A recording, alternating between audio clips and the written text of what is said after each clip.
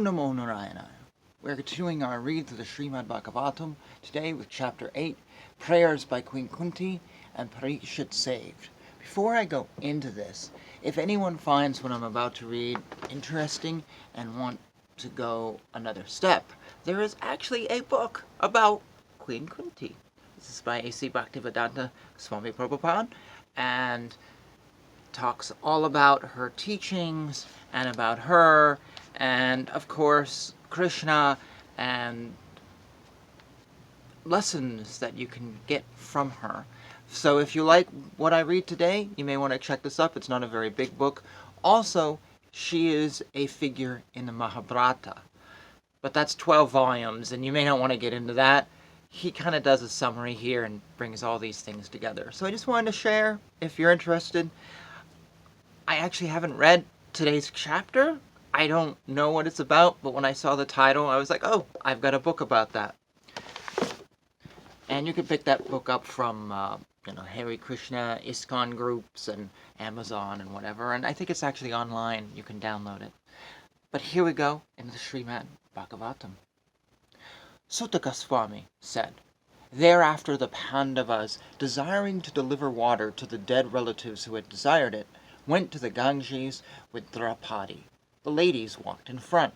Having lamented over them and sufficiently offered Ganges water, they bathed in the Ganges, whose water is sanctified due to being mixed with the dust of the lotus feet of the Lord.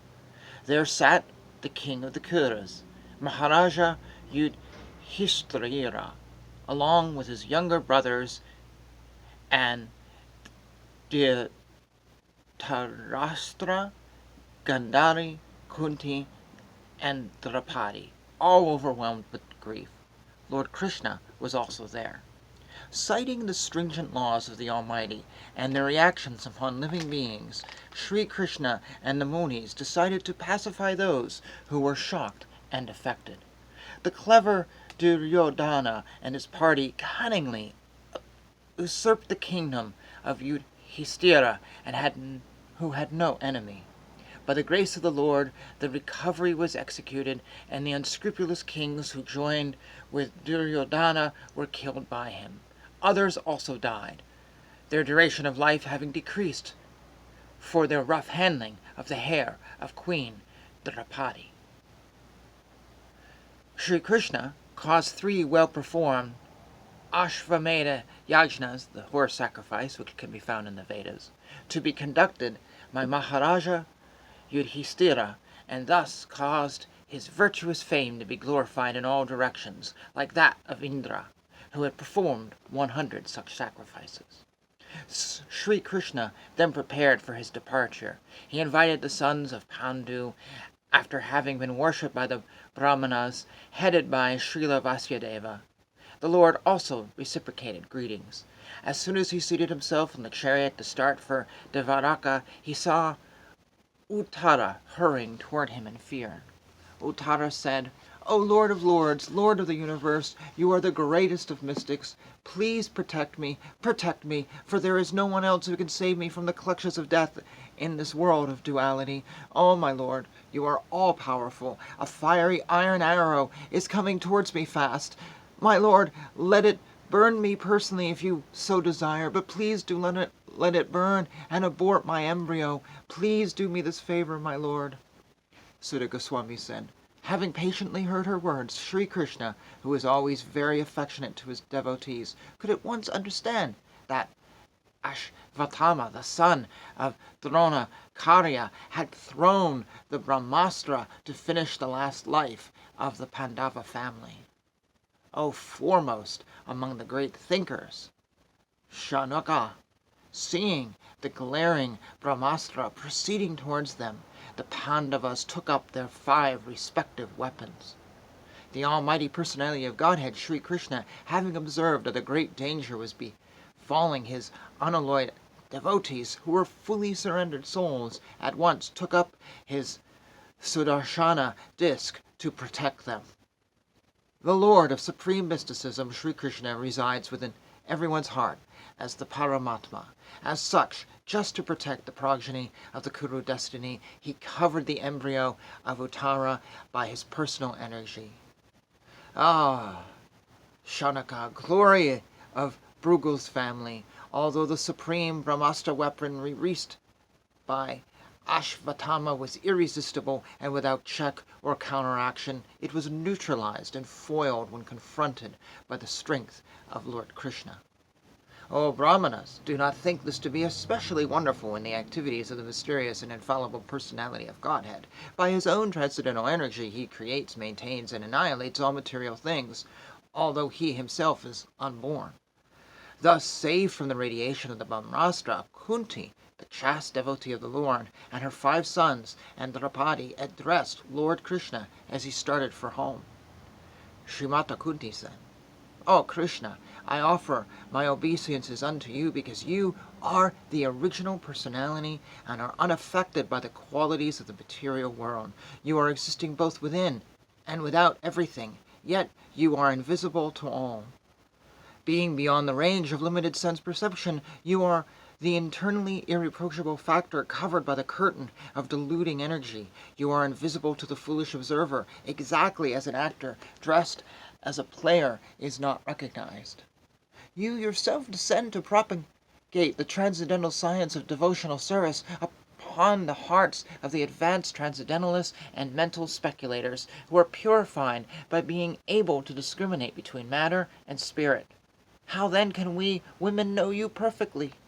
Let me therefore offer my respectful obeisances unto the Lord, who has become the son of Vasudeva, the pleasure of Devaki, the boy of Nanda, and other cowherd men of Vrindavana, and the enlivener of cows and senses. My respectful obeisances are unto you, O Lord, whose abdomen is marked with a depression like a lotus flower, who are always decorated with garlands of lotus flowers, whose glance is as cool as the lotus, and whose feet are engraved with lotuses.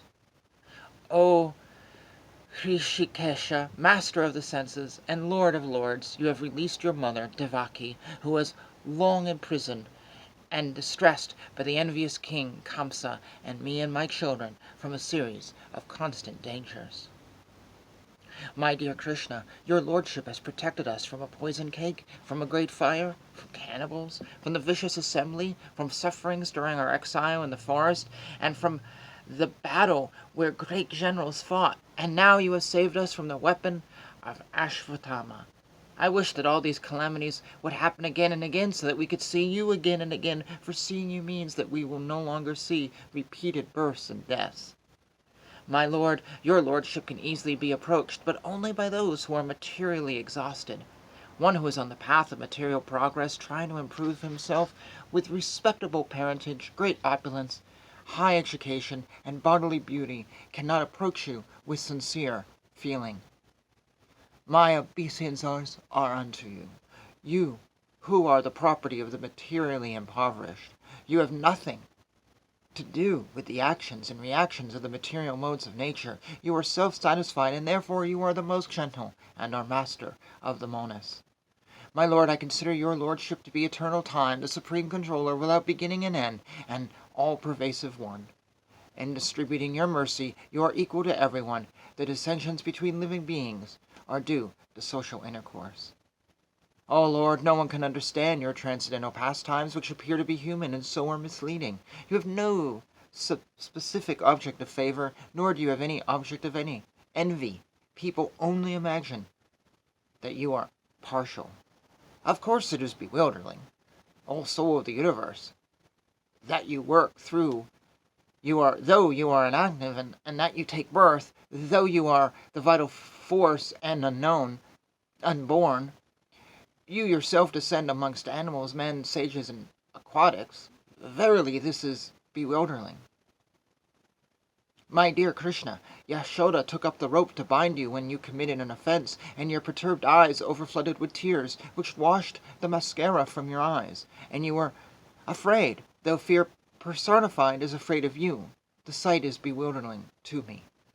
Some say that the unborn is born for the glorification of pious kings, and others say that he is born to please Yadu, one of your dearest devotees. You appear in his family as sandalwood appears in the Malaya hills. Others say that since both Vasudeva and Devaki prayed for you, you have taken your birth as their son. Undoubtedly you are unborn, yet you take your birth for their welfare and to kill those who are envious of the demigods. Others say that the world, being overburdened like a boat at sea, is much aggrieved, and that Brahma, who is your son, prayed for you, so you have appeared to diminish the trouble. And yet others say that you appeared for the sake of rejuvenating the devotional service of hearing, remembering, worshipping, and so on, in order that the conditioned souls suffering from material pangs might take advantage and gain liberation. Oh, Krishna, those who continuously hear, chant, and repeat your transcendental activities, or take pleasure in others doing so, certainly see your lotus feet, which alone can stop the repetition of birth and death. Oh, my Lord, you have executed all duties yourself. Are you leaving us today, though we are completely dependent on your mercy and have no one else to protect us, now when all kings are at enmity with us? As the name and fame of a particular body is finished with the disappearance of the living spirit, similarly, if you do not look upon us, all our fame and activities along with the Pandavas and Yadus will end at once. As the name and fame... O Krishna, our kingdom is now being marked by the impressions of your feet, and therefore it appears beautiful, but when you leave, it will no longer be so. All these cities and villages are flourishing in all respects because the herbs and grains are in abundance, the trees are full of fruits, the rivers are flowing, the hills are full of minerals, and the oceans full of wealth, and this is all due to your glancing over them. O Lord of the universe, soul of the universe, O personality in the form of the universe, please therefore sever my tie of affection from my kinsmen, the Pandavas and the Vrishinis. O Lord of Madhu, as the Ganges forever flows to the sea without hindrance, let my attraction be constantly drawn to you without being diverted to anyone else. Oh, Krishna, friend of Arjuna, oh, chief among the descendants of Vrishni, you are the destroyer of all these political parties which are disturbing elements on the earth. Your prowess never deteriorates. You are the proprietor of the transcendental abode, and you descend to relieve the distresses of the cows, the brahmanas, and the devotees. You possess all mystic powers, and you are the preceptor of the entire universe. You are Almighty God, and I offer my respectful obeisances. Sutta Goswami said, the Lord, thus hearing the prayers of Kunti Devi, composed in choice words for his glorification, mildly smiled. That smile was as enchanting as his mystic powers. Thus accepting the prayers of Srimati Kunti Devi, the Lord subsequently informed other ladies of his departure by entering the palace of Hastinapura, and upon preparing to leave, he was stopped by King Yudhishthira, who implored him lovingly. The king, who was as much aggrieved, could not be convinced, despite instructions by great sages headed by Vasya and the Lord Krishna himself, the performer of superhuman feats, that despite all historical evidence, the king, the son of Rama, overwhelmed by the death of his friends, was aggrieved just like a common materialistic man. O sages, thus deluded by affection, he began to speak. King Yudhishthira said, "Oh, my lot! I am the most sinful man. Just see my heart, which is full of ignorance. This body, which is ultimately meant for others, has killed many phalanxes of men. I have killed my boys, brahmanas, well-wishers, friends, parents, preceptors, and brothers. Though I live millions of years, I will not be relieved from the hell that awaits me for all these sins. There is no sin for a king who kills for the right cause, who is engaged in maintaining his citizens. But this injunction is not applicable to me. I have killed many friends of women, and thus caused enmity to such an extent that it is not possible to undo it by material welfare work. As it is not possible to filter muddy water through mud or purify a wine-stained pot with wine, it is not possible to counteract the killing of men by sacrificing animals." Thus ends this chapter. Mind my Sanskrit pronunciation as I read along, and it's the first time I stumble over a lot of it, but it doesn't really make too much of a difference. You know who I'm talking about. And there's a lot of names that are just thrown out, like King Yudhishthira, son of Dharma, blah blah. Mind that. This was a long prayer. I would actually recommend, if anyone, as I said in the opening, check out this book. And more so, there are things in this which tie to the Mahabharata. Of course, this is not the easiest read, even for me and others who maybe have a high reading. It's tough, and there's times I'm reading this a little confused. And then you get something like the Mahabharata that in English is like 12 volumes or something. It's no wonder nobody reads this. Plus, it takes time. You see how long this video is. It's really interesting. But there's a lot in this. I mean, this could be a whole talk, a whole sermon, because she's just pouring out all these great things and confesses that once you leave us, it's going to vanish. But in reality, it won't. If the Lord has really done all these great things, then it won't vanish. It is always there. But almost seeing all these great things that Queen Kunti spent so much time talking about and all these great wonders is almost looking at Krishna from a material point of view, not the transcendental point of view, truly not the transcendental point of view. There was one line here I wanted to, I just wanted to read again. Verse 43, it said, you are the destroyer of all these political parties which are disturbing elements in the earth. Your prowess never deteriorates. And I'm sad to say, I don't believe that's true. Our world is full of political parties, but how many of them talk about Krishna? Well, none. But that's kind of irrelevant, particularly in America, where we're not Hindu. But when you look at things that are spiritual, and this is a pet peeve of mine, they don't have Krishna either. There's a taking of Indian culture. We see it in yoga, we see it in chakras, we see it in meditation, that takes all these things and turns them around and takes Krishna out of them, takes Indian culture out of them, takes Hinduism, the Bhagavatam, everything out of them. And it's just, here's chakras, but here's no citations for any sources. Here's meditation, but just meditate. Well, when I meditate on Krishna, or Shiva, or somebody. And I really think that we're doing our life an injustice because we're taking Krishna out of the equation. We're living life without a God. Or no, that's not true. People say, well, if you're going to do Reiki, which I do, just pray to the angels. Well, I'm Hindu. I don't believe in angels. There's no angels in any of these books. You won't find angels. You'll find demigods. So when I say, oh, we call upon the angels, I'm basically, there's no one I'm calling upon. There's no such thing. It'd be like saying, I'm calling upon Sherlock Holmes. That's my view. I just can't call upon someone because everybody else says, oh, angels are good. No, I have to call upon something that exists, that I know that exists, that's verified as existing, and to me that is Krishna. But sadly, we live in a world where Krishna is vanishing. Vanishing, and we no longer honor Krishna. We honor angels, and yet the people who do Reiki, they're not Christian. They're not Jewish. They believe in angels without any of the context, so do they believe? It's sort of like Queen Kunti. She was saying, well, you do this and you do this, Krishna, but then you're going to leave us. So it's belief up to a point. It's material belief. But the moment you lose God, you kind of lose things.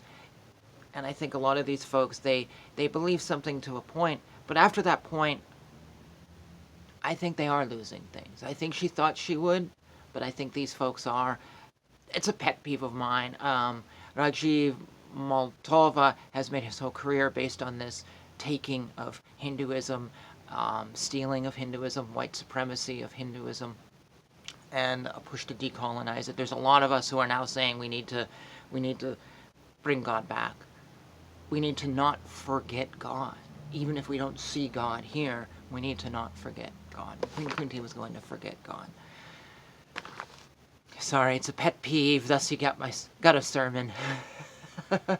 And my apologies. And the video went long today, so maybe you'll get what I'm saying. If not, please argue me down below. But if you did, please comment down below. We're about halfway through the Srimad Bhagavatam, and keep going with me. We'll read the full canto, and then I'm going to read some other things, and then we'll move on to canto 2, and hopefully it would be great to just do the whole book together. But if you have suggestions on something you'd like me to read or whatever, put them down below. And yeah, with that, we'll stop here before I ramble even more.